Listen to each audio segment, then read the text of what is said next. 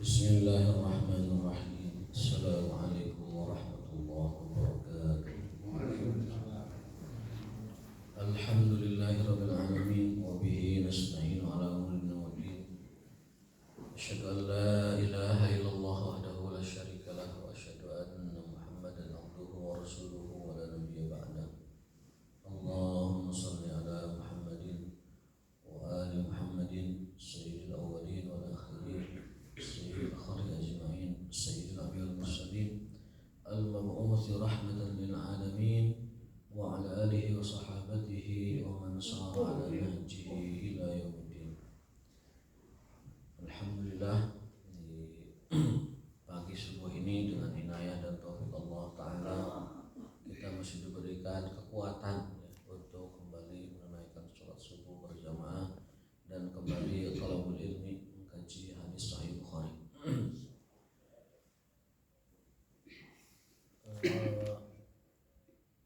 Tadi pagi luar biasa ya berjuang kita melawan ngantuknya itu, subhanallah. Makanya kalau dulu mah jihad ngelawan musuh, sekarang mah jihad ngelawan tunduh ini. Jihad melawan tunduh. Itu mungkin cara kita melawan hawa nafsu kita. Makanya ada dalam sebuah hadis, meskipun hadisnya dhaif. Masya Allah. Kenapa Bang Adi?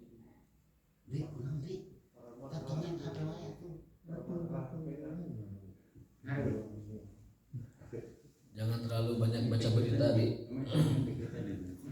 Ada sebuah penelitian, kita baca berita itu katanya menguras 15% energi diri kita. Dengan mendengar kabar yang tidak kita sukai, itu 15% ketahanan kita itu menurun. Jadi bayangkan kalau kita terus-terusan baca berita, udah mungkin separuh energi ketahanan kita itu sudah lemah ya. Makanya ya sekali-kali saja. Jadi mungkin sehari 3 kali lah lihat berita, atau sehari sekali enggak juga nggak apa-apa. Bukan Quran ini. Bukan Quran. Quran yang merupakan berita dari Allah yang sudah pasti. Kita kadang tidak terus-terusan mengkajinya, membacanya. Berita dari media yang Allah alam betul atau enggak, entah rekayasa enggak, kita percaya saja. Berita dari Allah, berita dari Rasul, ada kita tidak tidak semangat membacanya, itu mungkin kesalahan kita ya. Informasi berita dari Allah kita abaikan, tetapi informasi dari manusia, dari orang kadang kita lebih antusias.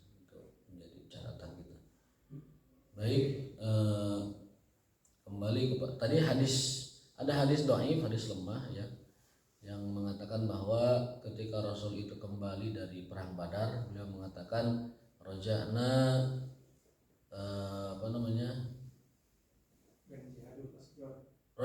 minal jihadil asghar ila jihadil akbar. Kita kembali dari jihad kecil menuju jihad yang lebih besar. Apa itu jihad lebih besar? Yaitu jihadun nafs, jihad melawan hawa nafsu. Nah ya, di antara jihad melawan hawa nafsu ya ini, mau sholat subuh harus melawan ngantuk, melawan dingin, ya, melawan hoream wudu. Nah itu jihadun nafsu kita di sana. Jihad ya. Raja'na minal jihadil asghari ila jihadil akbar. Kita pulang dari jihad kecil menuju jihad yang besar. Hadis itu memang riwayatnya disebutkan ada seorang perawi bernama Ibnu Al-Ablah, hadisnya lemah. Tetapi kalau untuk keutamaan tidak apa-apa dipakai karena tidak berkenaan dengan hukum ya. Tidak berkenaan dengan hukum, tidak berkenaan dengan akidah, sehingga hadis dhaif boleh digunakan dalam keutamaan amalan. Jadi kita ini sekarang sedang ada dalam jihadun nafs, jihad melawan hawa nafsu yang lebih besar dari melawan musuh. Nah, hadis yang ke-121 kalau tidak salah itu ya, hadis kita 121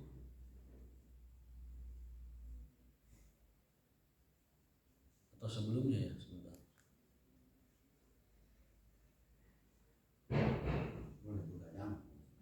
Oh yang terakhir boleh begadang ya. Baik.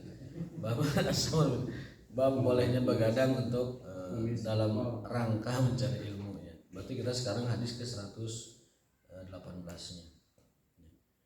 Ini bab hifdzul ilmi atau bab hifdzil ilmi. Bab tentang bagaimana kita menjaga ilmu. Menjaga ilmu.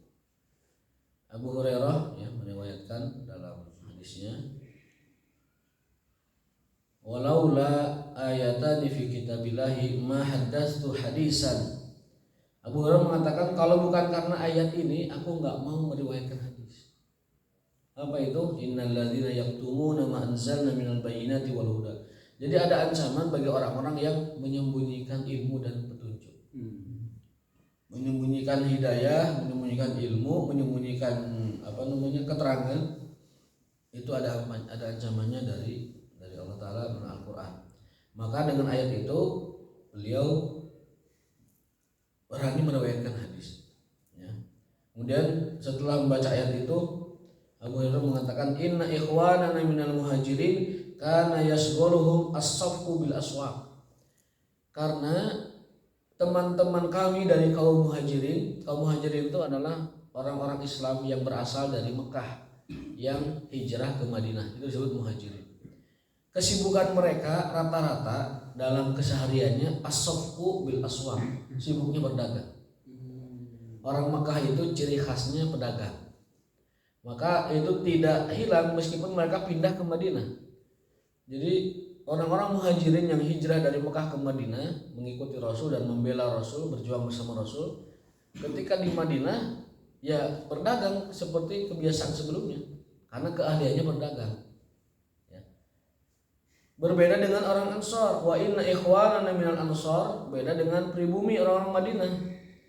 Ya, keahlian mereka adalah karena yasghuluhum ala amal fi amwalihim, yakni dengan menginvestasikan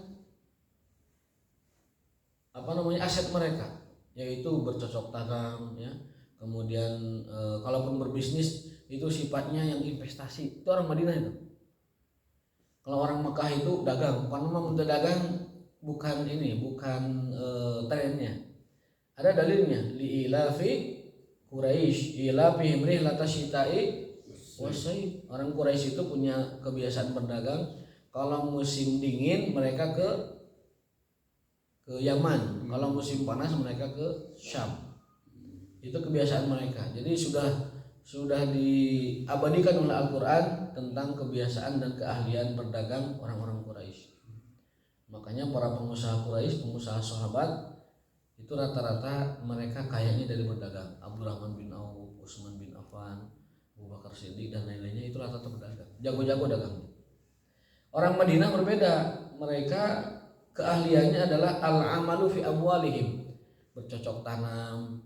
Kalaupun ada uang begitu mereka investasikan ya, kemudian setelah itu menghasilkan uang dari situ. Ini dua karakter mencari nafkah berbeda antara muhajir dengan ansar. Wa inna Abu Hurairah kana yalzamu Rasulullah. Nah, beliau menerangkan adapun Abu Hurairah itu dia tidak mengikuti kebiasaan orang muhajirin berdagang dan juga tidak sibuk dengan mengikuti orang ansor bercocok tanam atau bertani. Ya. Abu Hurairah itu hobinya adalah yalzamu Rasulullah, mulazamah, menyertai Rasul SAW kemanapun beliau. Jadi senantiasa nempel dengan Rasul karena hobinya mencari ilmu. Jadi tidak tertarik dengan dagang, tidak tertarik dengan cocok tanam, diajar terus mencari ilmu. Makanya hadis beliau paling banyak di antara sahabat. Beda dengan sahabat-sahabat yang lain yang ada kesibukan berdagang, ada kesibukan bertani. Nah, Abu Hurairah itu nempel terus dengan Rasul. Makanya pantas saja hadisnya paling banyak. Perawi hadis itu kan yang paling banyak itu Aisyah, Abu Hurairah, Ibnu Umar, Ibnu Abbas. Karena memang mereka itu tafarruq, fokus mengikuti Rasul SAW, mencatatkan hadisnya, menuliskan kebiasaan-kebiasaannya dan pesan-pesannya. Berbeda dengan para sahabat lain yang disibukkan dengan berbagai hal. Ada yang dengan dagang, ada yang dengan jihad seperti Khalid bin Walid itu kan jarang sekali ada di Madinah, tetapi terus menaklukkan wilayah-wilayah, membuka wilayah-wilayah, ya. Mengalahkan para musuh. Itu Khalid bin Walid selalu di lapangan. Makanya hadisnya sedikit Khalid bin Walid itu. Dan dia akui sendiri, aku ini ilmunya sedikit. Karena kebanyakannya berada di medan perang, medan tempur.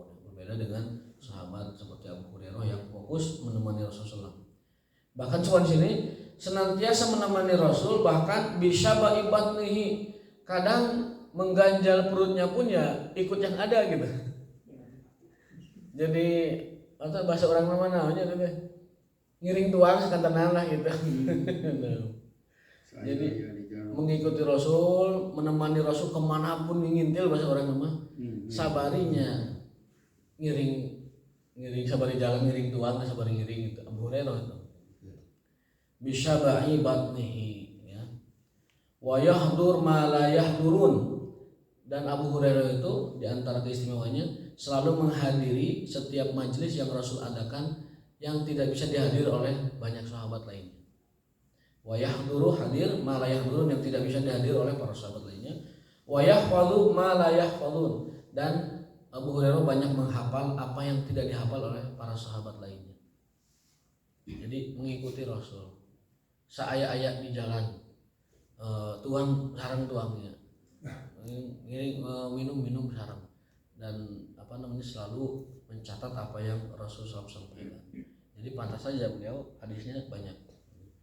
Jadi kalau fitnah orang Syiah mengatakan Abu Hurairah itu nggak mungkin, masa 2 tahun bisa menghafal ribuan hadis, kata orang Syiah kan gitu. Makanya orang Syiah itu nggak menerima hadis riwayat Abu Hurairah, karena mereka meragukan kok bisa 2 tahun Abu Hurairah bisa hafal ribuan hadis. Padahal kalau kita lihat kehidupan Abu Hurairah ya pantas saja hafal ribuan hadis. Orang dia adalah di antara salah satu yang langka yang senantiasa mengikuti Nabi kemanapun. Tidak beraktivitas sebagaimana aktivitas orang kebanyakan. Jadi pantas saja hafal ribuan hadis. Ya, setiap waktunya ngintil ataupun terus-terusan bersama Rasul. Jadi wajar hafal ribuan hadis. Itu bantahan kepada orang Syiah yang menuduh Abu Hurairah berdusta karena tidak mungkin katanya ribuan hadis dapat dihafal dalam 2 tahun. Itu sebenarnya hanya untuk menjatuhkan reputasi Abu Hurairah saja. Karena banyak Abu Hurairah hadisnya yang menyerang Syiah. Karena banyak hadis Abu Hurairah yang tidak menguntungkan kelompok Syiah. Sehingga orang kalau sudah kehabisan cara untuk memusuhi seseorang, ya caranya adalah dengan menjatuhkan reputasinya, dengan menghancurkan nama baiknya. Itu cara-cara yang tidak patut ya, yaitu dengan mendowngrade para sahabat. Dalam hadis lain, hadis 119, kemudian Abu Hurairah juga, dari Abu Hurairah beliau mengatakan, qultu ya Rasulullah inni asma'u minka hadisan katsiran ansahu. Ya Rasulullah, aku banyak mendengar hadis darimu, tapi aku juga banyak lupa. Gimana caranya biar nggak lupa? Qala ubsut rida'aka, bentangkan sorbanmu. Selendangnya dibentangkan. Ini berarti memberi faidah. Orang-orang dulu itu kemana-mana sering bawa sorban ataupun selendang. Selain untuk melindungi dari panas, juga untuk kalau kita sujud supaya nggak terlalu panas di lantainya, itu ditempelkan supaya nggak panas. Kalau di kita mah sekalian buat bersin dan lain sebagainya ya. Untuk kalau ada di mulut ada kotoran dan sebagainya, itu dibersihkan oleh sorban. Kemudian Rasul memerintahkan, bentangkan selendangmu, sorbanmu. Fabasatuhu qala fagharafa biyadihi summa qala dumhu. Kemudian lekatkan itu. Fadamamtuhu famanasitu syai'an ba'dahu. Jadi sorbannya dibentangkan, kemudian diambil, peluklah sorban itu. Nah, itu Rasul memerintahkan begitu. Setelah itu Abu Hurairah, famanasitu ba'dahu. Setelah itu saya tidak lupa apapun. Artinya entah ini kekhususan Nabi, mungkin ya kekhususan Nabi. Jadi ketika Abu Hurairah mengeluhkan sering lupa terhadap hadis Nabi, beliau menyuruh bentangkan itu selendangmu. Kemudian ambil dan peluklah selendang, dipeluknya selendang itu. Kemudian setelah itu Abu Hurairah tidak pernah melupakan hadis lagi.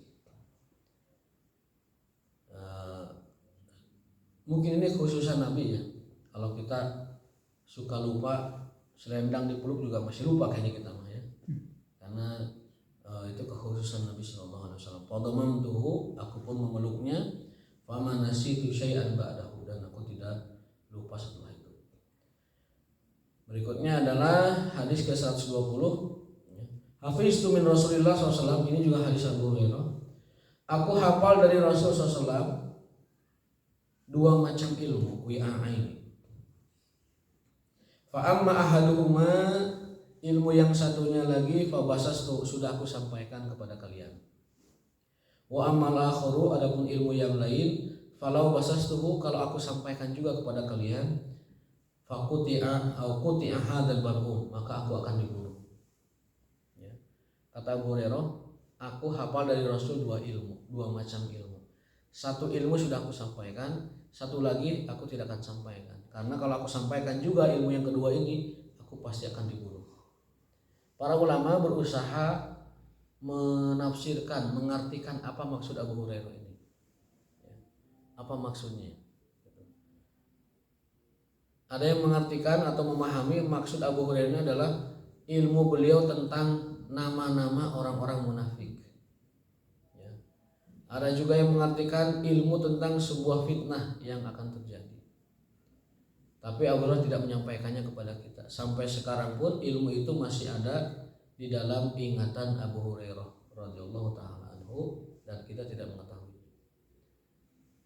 Yang lebih kuat menurut saya adalah ilmu tentang nama-nama orang munafik yang beliau tahan, yang beliau simpan dalam ingatannya, tidak disampaikan kepada orang lain. Karena kalau disampaikan, dia bisa dibunuh oleh orang-orang munafik. Dia bisa terancam nyawanya dibunuh oleh orang-orang munafik. Yang di Madinah kala itu orang munafik cukup kuat pengaruhnya di masyarakat, karena satu pribumi dan yang kedua makarnya luar biasa orang munafik itu. Maka dari itu kata Abu Hurairah, aku punya informasi dari Rasul itu 2 macam. Satu macam aku sampaikan, satu macamnya lagi aku simpan. Karena kalau aku sampaikan, aku pasti dibunuh oleh orang yang tidak suka. Jadi kesimpulannya sampai sekarang tidak ada yang tahu ilmu yang keduanya itu. Berikutnya bab al-insat lil ulama, perintah untuk mendengar, taat dan manut kepada ulama. Hadisnya adalah ketika Rasulullah SAW di haji wada, haji terakhir beliau mengatakan, istansit an-nasa, perintahkan orang-orang untuk diam. Jadi Nabi ketika itu berpidato, mungkin masih ada gemuruh orang bersuara. Kemudian beliau menyuruh kepada Amr, kepada Jarir, kepada Jarir sampaikan kepada orang, suruh diam. Akhirnya Jarir menyampaikan kepada para halayak untuk diam. Lalu Rasul berpidato. Di antara pidatonya adalah la tarji'u ba'di kufaran yadribu ba'dukum riqaba ba'd. Janganlah kalian nanti sepeninggalku wafat, sepeninggalku tiada, janganlah kalian kembali berpecah belah, saling bermusuhan. Artinya Rasul sudah punya firasat bahwa umatnya itu akan bertekar kembali. Makanya Nabi bersabda di haji wada, haji perpisahan, wahai sekalian manusia, la tarji'u ba'di kufaran, janganlah kalian kembali kepada kekufuran kalian. Yadribu ba'dukum riqaba ba'din, saling memukul satu sama lain, saling bertengkar, saling menyerang, saling membunuh. Jangan lakukan itu sepeninggalku nanti. Berarti ini Rasul sudah punya firasat bahwa umatnya kelak sepeninggal beliau bakal garlut deui.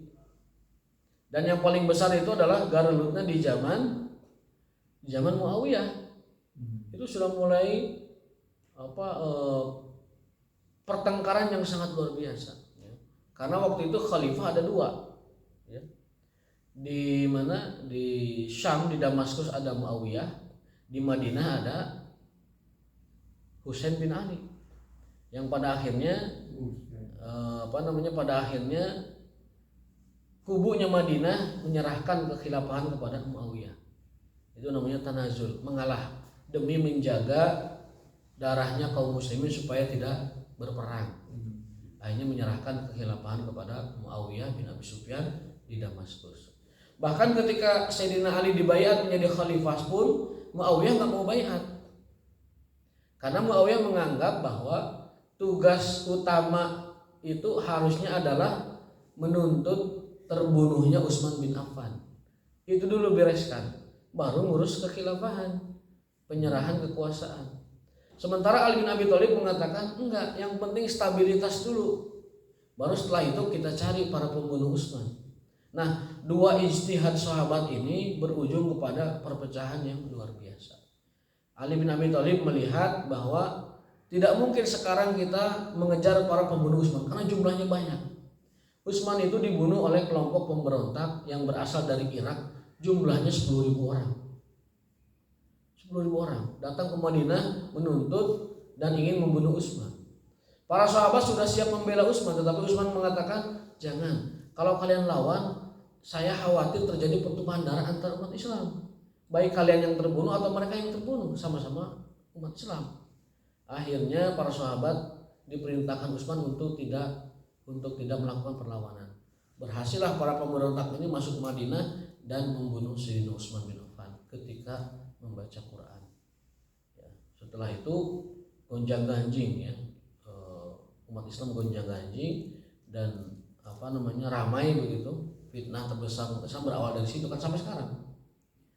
Kemudian dibaiatlah Ali bin Abi Thalib selaku pengganti Utsman bin Affan.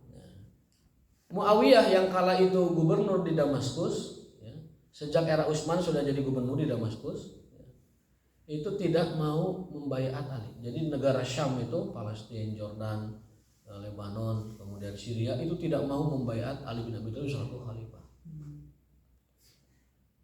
Dan itu perbedaan ijtihad itu menurut para ulama itu sah-sah saja.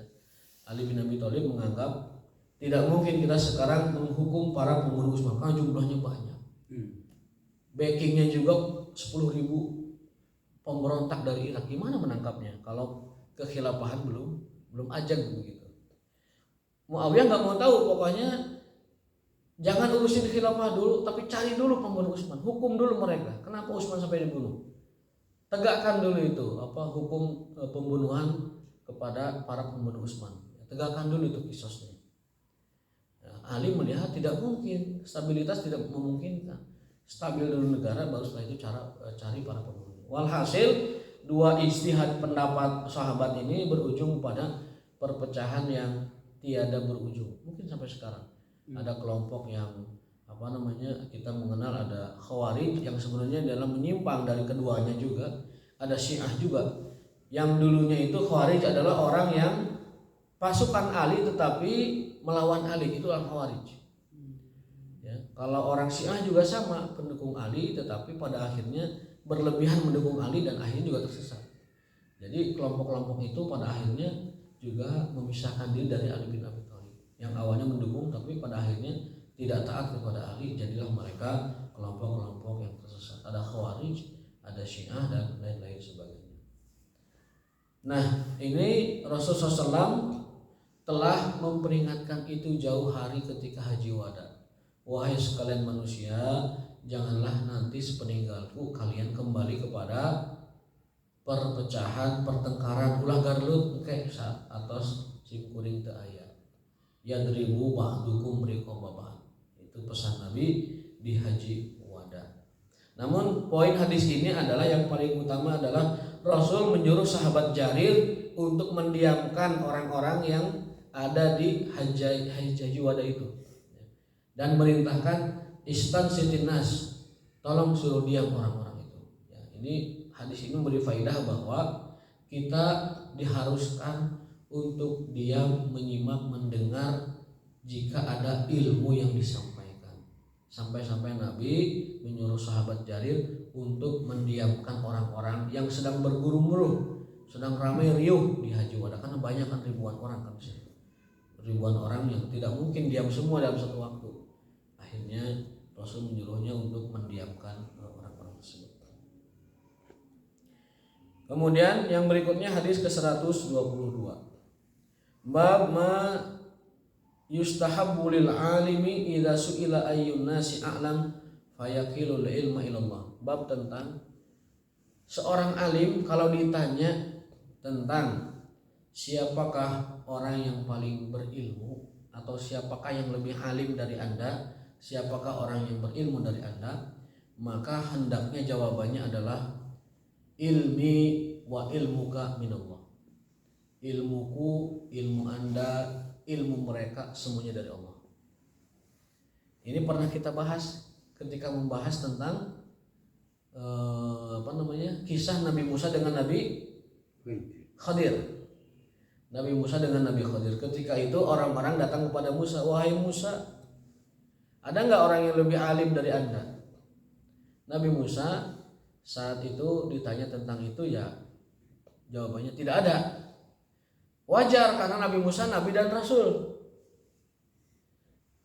Seorang Nabi Musa alaihissalam yang berpangkat Nabi dan Rasul, ketika ditanya orang, ada nggak orang yang lebih alam dari Anda, lebih berilmu dari Anda? Wajar sekali ketika menjawab tidak ada. Tidak ada yang lebih berilmu, lebih tahu, lebih pandai, lebih mengerti daripada aku. Wajar karena beliau Nabi dan Rasul. Tetapi kesalahan Musa alaihissalam adalah tidak menisbatkan ilmunya kepada Allah. Misalkan mengatakan allamani rabbi, ilmuku adalah seluruh apa yang diajarkan Allah kepadaku, atau ilmuku dari Allah, ya.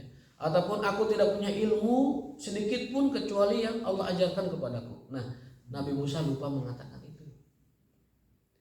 Kalau masalah lebih berilmu, pasti karena beliau Nabi dan Rasul. Nabi Khidir hanya Nabi saja. Itu pun kenabiannya diperselisihkan oleh para ulama berdasarkan banyak riwayat. Tetapi taruhlah kita sepakat bahwa Nabi Khidir itu Nabi Khidir alaihissalam. Tetapi itu tidak akan mengalahkan Nabi Musa, karena pangkat Nabi Musa itu Nabi dan Rasul dan termasuk ulul azmi, Nabi yang utama. Yang 5 itu disingkat dalam dulu bahasa kita tuh mimin di SD itu ya. Mimin. Muhammad, Ibrahim, Musa, Isa, dan Nuh. Nuh itu 5 nabi yang bergelar ulul azmi. Sudah pasti kalau ulul azmi adalah nabi rasul yang paling utama. Sudah Nabi Musa itu rasul dan rasulnya pun ulul azmi. Nabi-nabi di antara 5 nabi yang paling utama. Berarti kalau menurut keterangan kategori itu Nabi Musa jauh di atas Nabi Khidir. Tetapi kesalahan Musa alaihissalam tidak mengaitkan, menisbatkan ilmunya kepada Allah Ta'ala. Ditegurlah oleh Allah Ta'ala. Ditegurnya dengan cara apa? Dengan cara menyuruh dia untuk mendatangi seorang hamba soleh, yaitu Khadir alaihissalam, di pertengahan samudra, Majma' al-Bahraini. Itu tempatnya berada kalau sekarang di antara Laut Putih dan Laut Tengah, Bahrul Abyad al-Mutawassit, Mediterania ya. Laut Mediterania. Nabi Musa, kita singkat saja ceritakan pernah dibahas. Akhirnya Nabi Musa dengan ditemani oleh pembantunya Yusha bin Nun, itu juga seorang nabi ya. Ditemani oleh pembantunya naik perahu dengan membawa bekal ikan.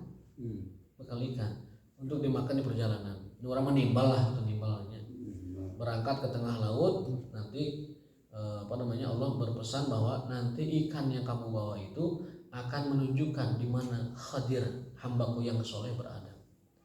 Lalu di tengah samudra ada sebuah pulau ya. Kemudian mereka singgah di pulau itu. Lalu ada air, disebut dengan air kehidupan, Ainul Hayat. Kemudian Nabi Musa mengambil air itu, dan ikan yang dibawa itu, yang buat timbal itu, kena cipratan air kehidupan itu. Lalu ikan itu hidup, kemudian loncat dan bergerak mengarahkan Musa alaihissalam ke hamba Allah Khadir itu. Dan bertemulah Nabi Musa dengan Nabi Khadir alaihissalam. Lalu mereka berkomunikasi. Kemudian mengatakan Nabi Khadir bahwa kamu tidak akan bisa menimba ilmu dariku, tidak akan bisa mengambil hikmah dariku selama kamu tidak bersabar. Jadi Nabi Musa mengatakan, ya wahai Khidir, saya ingin belajar ilmu dari Anda. Ini mengandung arti bahwa Nabi Khidir tidaklah lebih berilmu dari Nabi Musa. Tetapi Nabi Khidir diajarkan ilmu yang tidak Allah ajarkan kepada Nabi Musa. Sehingga Nabi Musa diperintahkan belajar kepada Nabi Khidir beberapa ilmu yang tidak Allah ajarkan kepada Musa alaihissalam. Ini mengandung faidah bahwa Bisa jadi seorang alim itu ada beberapa hal yang tidak dia kuasai sehingga dia perlu belajar kepada orang lain. Ya. Ada yang mengkategorikan begini, tapi saya kurang setuju. Ya. Nabi Musa itu adalah Nabiul ilmi, Allah berikan ilmu. Sementara Nabi Khidir itu adalah Nabiul hikmah, Allah berikan hikmah. Jadi Nabi Musa berguru hikmah kepada Khidir dan Khidir berguru ilmu kepada Nabi Musa. Tapi saya kurang setuju karena Nabi Musa pasti diberikan ilmu dan hikmah oleh Allah Ta'ala, pasti.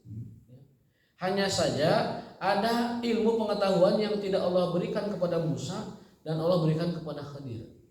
Ya. Tadi di awal hadis kita mengatakan bahwa Allah menegur Nabi Musa ketika mengatakan bahwa tidak ada orang yang lebih berilmu dari dirinya, serta tidak mengatakan bahwa ilmunya dari Allah.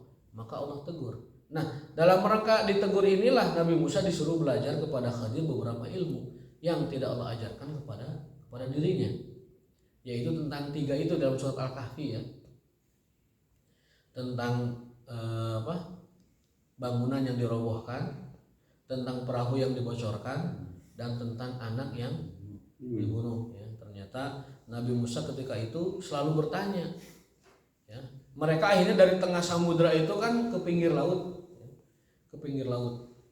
ke pantai. Nah, di pantai itu melihat seekor burung pipit yang terjun ke laut dan minum di air laut itu. Lantas Nabi Khidir mengingatkan Nabi Musa, wahai Musa, ilmuku dan ilmumu di hadapan ilmu Allah seperti burung yang meminum air laut itu. Air laut samudra itu ilmu Allah, dan ilmu yang diberikan kepada kita manusia seperti air yang diminum oleh burung itu, sedikit sekali. Makanya jangan pernah merasa berilmu atau merasa lebih berilmu, karena sebanyak apapun ilmu manusia dibanding ilmu Allah itu hanya seperti tegukan burung piit di lautan. Kalau di laut mah piitnya walet palingnya, walet, atau kalau piit kebon makan nggak mungkin tinggal di laut. Itu burung walet kan sedikit minumnya, sedikit sekali. Itu Nabi Khidir mengingatkan Musa, wahai Musa, ilmi wa ilmuka, ilmuku dan ilmumu itu tidak lebih dari seperti air laut yang diminum oleh burung sambil terbang itu. Minum ya, kemudian celok minum, kenyang, pergi lagi. Gitu. Itu seperti itu. Sementara ilmu Allah itu lautan samudra. Dalam surat Al-Kahfi sebutkan laukan al-bahru midada li kalimati rabbi lana fidal bahru qabla an tanfada kalimatu rabbi walau ji'na bi mislihi madada. Ilmu Allah itu bagaikan lautan. Andaikan lautan itu jadi tinta untuk menulis ilmu Allah, maka ilmu Allah tidak akan pernah habis. Bahkan jika tinta itu ditambah 1 samudra lagi, nggak akan pernah habis. Walau ji'na bi mislihi madada. Artinya seluruh samudra laut di muka bumi ini untuk menulis ilmu Allah tidak akan pernah habis ilmu Allah Subhanahu wa ta'ala. Ya, itulah pentingnya kita mengatakan Allah alam, wallahu alam, Allah Maha tahu. Ada dalam Al-Qur'an la ilma lana illa ma'allam, dan itu harus dibaca terus. Allahumma la ilma lana illa ma'allamtana wa 'allimna ma yanfa'una wa zidna ilma. Ya Allah, tidak ada ilmu yang aku ketahui kecuali itu yang telah Engkau ajarkan. Allahumma la ilma lana illa ma 'allamtana wa 'allimna ma yanfa'una wa zidna ilma. Itu harus diucapkan. Karena apa? Karena tidak ada ilmu yang kita ketahui kecuali semuanya bersumber dari Allah Subhanahu wa taala. Nah, ternyata kisahnya panjang, sudah pernah kita bahas. Akhirnya Nabi Musa mendapatkan ilmu dari Nabi Khidir bahwa ternyata anak yang dibunuh itu karena dia khawatirkan berdasarkan wahyu ya, bahwa dia akan durhaka kepada orang tuanya, akhirnya dibunuh di waktu itu. Perahu dibocorkan oleh Khidir itu karena nanti perahu ini akan dibajak oleh para perompak di laut. Dibocorkan dari sekarang supaya orangnya tidak celaka. Kemudian ada bangunan dirobohkan ya. Itu karena di bangunan itu ada apa? Ditegakkan. Bangunan itu ditegakkan karena di sana itu ada harta yang dimiliki oleh kedua anak yatim. Ligulamaini yatimaini. Jadi ada bangunan roboh dibangunkan itu karena di bawah bangunan itu ada harta yang tersimpan untuk dua orang anak yatim. Dibangunkan supaya harta di dalamnya itu terjaga. Ya, ternyata Nabi Musa tidak mengetahui ilmu itu. Oh iya, maka dari itu Nabi Musa akhirnya mengambil pelajaran bahwa apa yang dia tahu seluruhnya adalah dari Allah Subhanahu wa Ta'ala. Dan faedah yang kedua adalah bagaimana kita bersabar dalam menuntut ilmu. Ini sudah. Nah, kemudian ini ada tambahan ya, berkaitan dengan pembahasan yang pernah kita bahas. Bab qaulullah ta'ala wa ma utitu minal ilmi illa qalila. Bab tentang apabila ditanya tentang sesuatu yang hanya Allah yang tahu rahasianya, katakan bahwa itu hanya Allah yang tahu. Ini kisahnya begini. Jadi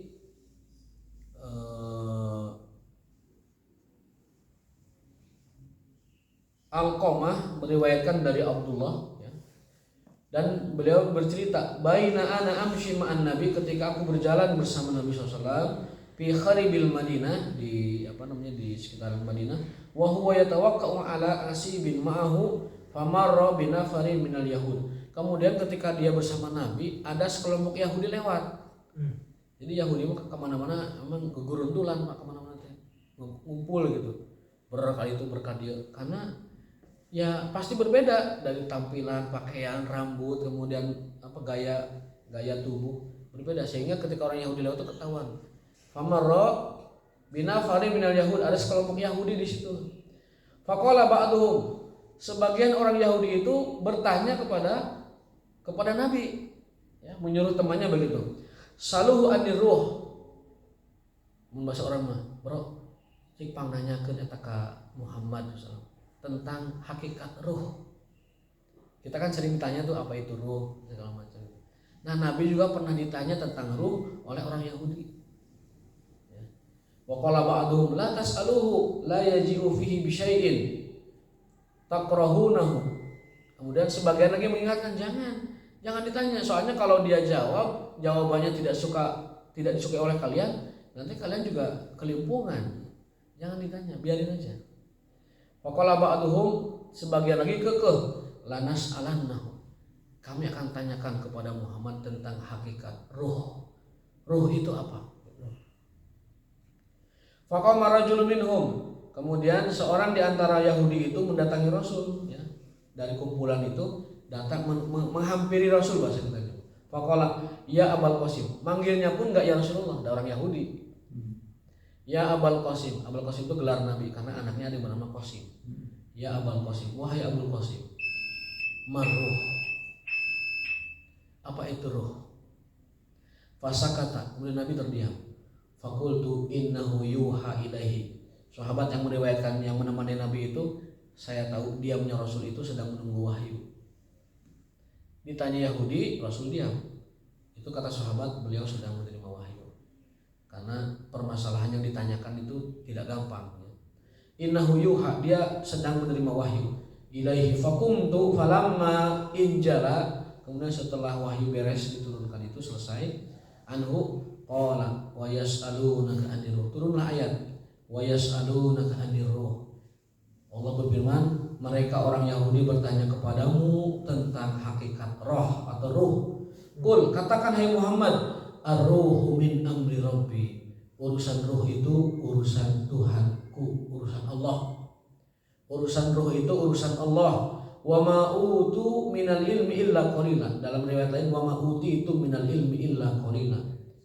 Dan kalian tidaklah diberi pengetahuan tentang roh, tentang ruh, kecuali sedikit saja. Illa qalila. Qala al-A'mash hakadha fi qira'atina. Itu dalam qiraat kami. Qiraat yang lain, wa ma utitum, tidaklah kalian diberi ilmu kecuali sedikit. Dalam riwayat lain, wa ma utu, tidaklah mereka diberi ilmu tentang ruh kecuali sedikit. Ini berarti memberikan kita, Nabi saja ditanya oleh orang Yahudi tentang ruh, jawaban beliau menunggu wahyu, dan jawaban Allah itu adalah kulir ruhu min amri rabbi. Katakan bahwa roh itu masalah Allah. Jangan tanda kutip ya, jangan sok tahu, jangan terlalu mengulik-ngulik. Mohon maaf ya, saya sangat terkejut ketika ada tokoh mengatakan ada anak ruh, ada nama ruh, ada guru ruh, dan lain sebagainya. Padahal Allah memberi ilmu itu sedikit buat manusia. Wa ma utitu minal ilmi illa qalila. Ternyata dia mengulik-ngulik tentang ruh. Ya pasti itu patut diduga bahwa pengetahuannya tentang ruh itu adalah tanda kutip mengada-ngada. Ya, Allah saja berfirman kepada Nabi, katakan bahwa urusan roh itu urusan Allah. Jangan banyak membahas tentang ruh karena ilmunya yang Allah berikan hanya sedikit. Tetapi orang sekarang ada yang berani membahas tentang ruh itu kemana-mana dan bermacam-macam dan segala rupa lah maksudnya. Allahul musta'an. Itu hadis ke 125 tentang apabila ditanya tentang ruh maka jawabannya cukup itu. Kulir ruh min amr. Ar-ruh min amr. Urusan roh urusan Allah dan ilmu kita hanya sedikit. Mungkin itu yang bisa disampaikan. Wa'alaikum minkum. Kalau ada pertanyaan mungkin satu boleh ya, silakan. Maka apa ya? Bukankah kita sepatutnya orang berceramah atau menyampaikan dosia selalu harus diakhiri dengan ucapan Allahu a'lam bishawab. Ya. Begitu kan? Itu bagian dari adab kita kepada Allah, adab kita kepada Rasulullah. Apa dalilnya? Para sahabat itu sering menyampaikan itu. Allah wa rasuluhu a'lam. Allah wa rasuluhu a'lam. Baik ketika mereka ditanya ilmu atau ketika mereka menjelaskan tentang ilmu, itu Allah a'lam bishawab. Kalau dibilang itu wajib, ya memang tidak ada perintahnya. Apakah ada hadis menyuruh katakan Allah a'lam ketika setelah taklim? Kan tidak ada. Atau ucapkan Allah alam ketika setelah misalkan menyampaikan hadis, kan tidak ada. Tetapi bagian adab kita kepada Allah, adab kita kepada Rasulullah, maka setiap kita menyampaikan ilmu katakan ataupun tafsir ya, adabnya dan juga etisnya, kepantasannya mengatakan. Kalau tafsir berarti wallahu a'lam bimuradihi. Kalau tafsir. Kalau pengetahuan umum baik itu hadis atau ilmu agama, wallahu a'lam bishawab. Ada juga yang menganjurkan setiap taklim itu al-haqqu min rabbikum, atau juga al-haqqu minallah wal khata'u min nafsi. Jika ada benarnya itu berasal dari Allah.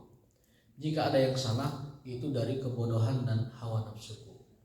Ada yang mengakhiri dengan semacam itu. Karena memang hakikatnya begitu. Al-haqqu min rabbikum, yang benar dari Allah, yang salah dari kebodohan saya pribadi. Jadi itu adab, etika dan kepantasan seseorang ketika menyampaikan ilmu. Bishawab itu apa sih? Bishawab itu yang benarnya. Wallahu a'lam bishawab, hanya Allah yang tahu tentang yang benarnya. Karena hakikatnya manusia itu kan menjelaskan yang benar sesuai dengan apa yang dia pelajari kan. Hakikatnya yang benar itu hanya Allah yang tahu. Tafsir Quran, ribuan tafsir sekalipun, sekahot apapun mufasir, sekahot apapun para ahli tafsir, tetap wallahu a'lam bimuradihi. Hanya Allah yang tahu maksud apa yang Allah inginkan, itu hanya Allah yang tahu. Sehebat apapun tafsirnya. Makanya setelah baca tafsir wallahu a'lam bimuradihi, setelah baca hadis wallahu a'lam bishawab. Adapun al-haqqu min rabbikum, yang benar dari Allah dan yang salah dari saya pribadi. Wallahu ta'ala a'lam. Kalau saya itu ungkapannya wallahu ta'ala a'lam, itu sama dengan wallahu a'lam, cuma ditambah ta'ala saja. Wallahu ta'ala a'lam. Wal haqqu min rabbikum. Subhanakallahumma wa bihamdika asyhadu an la ilaha illa anta astaghfiruka wa atubu ilaik. Wassalamualaikum warahmatullahi